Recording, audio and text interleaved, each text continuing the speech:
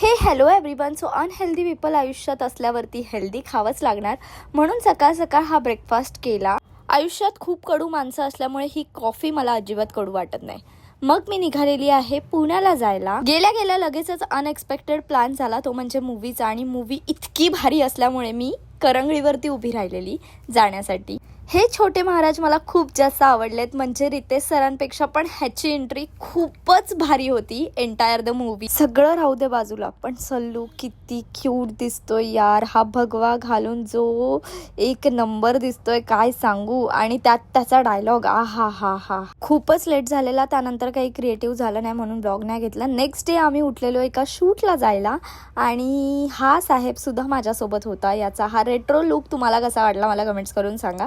त्याच्यानंतर आम्ही एक फनी रील शूट केली, ज्याचे BTS तुम्ही बघू शकता. हायर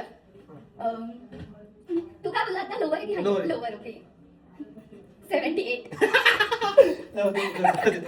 चलो आता तू गेस करत राहा. लोकेशन इतकं भारी होतं की मला लाल लाल बांगडीवाला फीवर आला आणि मी लगेचच डान्स केला. हे ड्रेसिंगचं कॉम्बिनेशन बघून मला तंबाखू आणि चुन्याचीच आठवण आली. मला कधीच कोणी डोळा मारत नाही, म्हणून मी तुम्हालाच डोळा मारला आणि थोडीशी ओव्हर ऍक्टिंग केली आणि पटपट शूट संपवून घेतलं. ते सगळं झाल्यानंतर आम्ही मस्त जेवायला गेलेलो. आज दिवसभर आम्ही फक्त डिस्कस केलं की आज मटन रान खाऊ. आणि तिकडे गेल्यावर 25 मिनिटांनंतर त्याने आम्हाला चिकन रान आणून दिलं, कारण की मटन रान अवेलेबल नव्हतं, खराब झालेलं म्हणून. तिकडे राग काढता आला नाही ना, म्हणून इकडे काढला.